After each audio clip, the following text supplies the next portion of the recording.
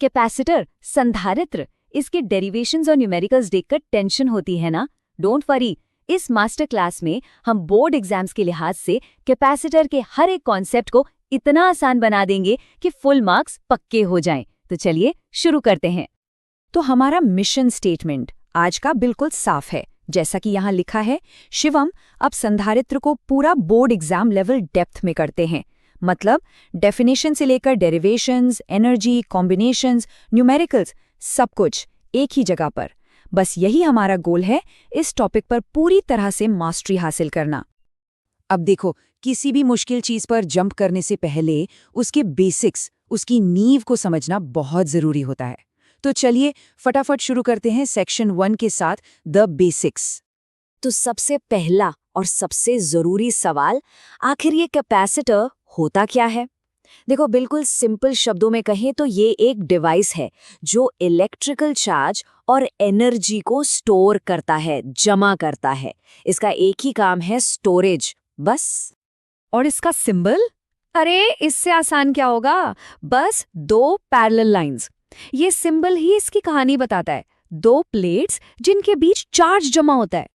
Okay, अब आते हैं सेक्शन 2 पर, और यहां से पूरा फोकस चाहिए क्योंकि अब हम इस चैप्टर के दिल में उतरने वाले हैं, द कोर डेरिवेशन, वो हिस्सा जो बोर्ड एग्जाम्स में सबसे ज्यादा पूछा जाता है। कैपेसिटेंस, जिसे हिंदी में धारिता कहते हैं, इसे हम C से दिखाते हैं और इसका फंडामेंटल फॉर्मूला है C = Q/V। मतलब एक प्लेट पर कितना चार्ज Q है डिवाइडेड बाय उन दोनों प्लेट्स के बीच पोटेंशियल डिफरेंस V कितना है। बस इसी रेशियो को कैपेसिटेंस कहते हैं।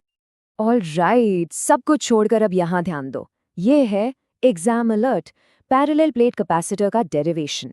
ये वो सवाल है जो आप मानकर चलो कि बोर्ड एग्जाम्स में आना ही आना है, तो इसे स्टेप बाय स्टेप समझना एब्सोल्युटली क्रूशियल है।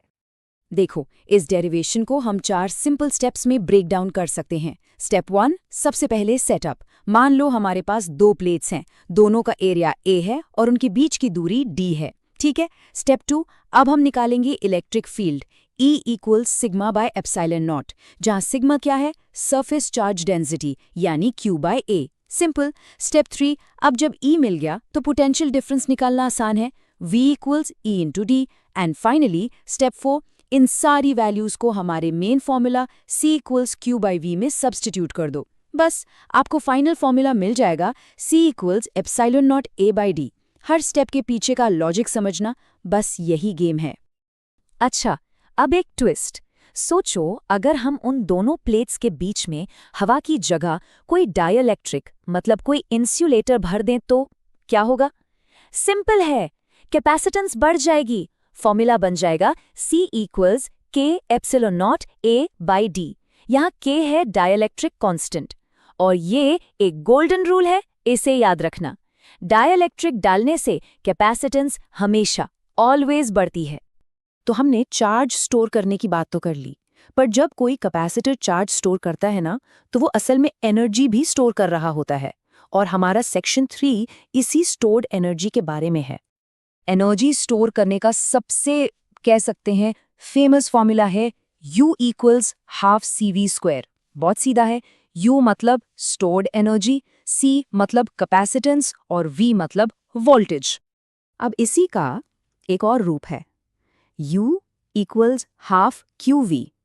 ये फॉर्मूला तब बहुत हैंडी होता है जब न्यूमेरिकल में C नहीं बल्कि चार्ज और वोल्टेज दिए हों। और तीसरा, U = Q²/2C। ये तब काम आएगा जब आपको चार्ज और कैपेसिटेंस की वैल्यूज पता हों। देखो, तीनों फॉर्मूले एक ही चीज बता रहे हैं, बस गिवन वेरिएबल्स के हिसाब से हम बेस्ट वाला चुनते हैं। चलो अब बढ़ते हैं सेक्शन 4 की तरफ। अगर सर्किट वाले मुश्किल न्यूमेरिकल्स को क्रैक करना है तो उसका सीक्रेट इसी सेक्शन में है, कॉम्बिनेशन ऑफ कैपेसिटर्स। यहाँ देखो, दोनों कॉम्बिनेशंस में जमीन आसमान का फर्क है और ये समझना बहुत जरूरी है। सबसे पहले सीरीज कॉम्बिनेशन। इसमें C निकालने का फॉर्मूला उल्टा है, रेसिप्रोकल।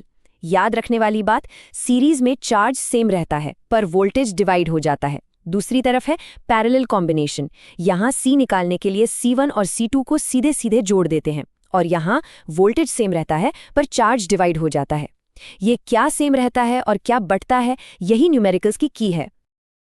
ऑलराइट, अब हम आ गए हैं अपने सबसे काम के, सबसे प्रैक्टिकल सेक्शन पर। Section 5, pro tips for the exam.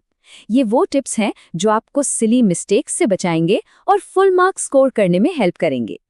सबसे पहले वो गलतियां जिनसे बचना ही बचना है। नंबर 1, यूनिट्स लिखना भूल जाना। फैरेड, वोल्ट्स ये नहीं लिखा तो मार्क्स गए। नंबर 2, सीरीज और पैरेलल के फॉर्मूलाज में कंफ्यूज हो जाना।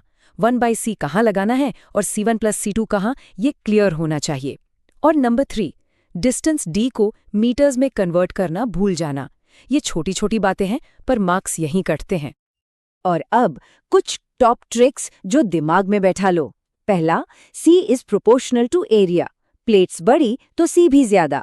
दूसरा, C is inversely proportional to distance. Plates दूर तो C कम। और तीसरा, अ गोल्डन रूल, डाइलेक्ट्रिक डालने से C हमेशा बढ़ेगा। ये ट्रिक्स आपको अपने आंसर्स को डबल चेक करने में कमाल की हेल्प करेंगी। तो अब जब सारे कॉन्सेप्ट्स एकदम क्रिस्टल क्लियर हैं, सवाल ये है कि इस नॉलेज को टेस्ट करने के लिए सबसे पहला न्यूमेरिकल कौन सा उठाओगे? अब प्रैक्टिस करने का, अपनी तैयारी को परखने का टाइम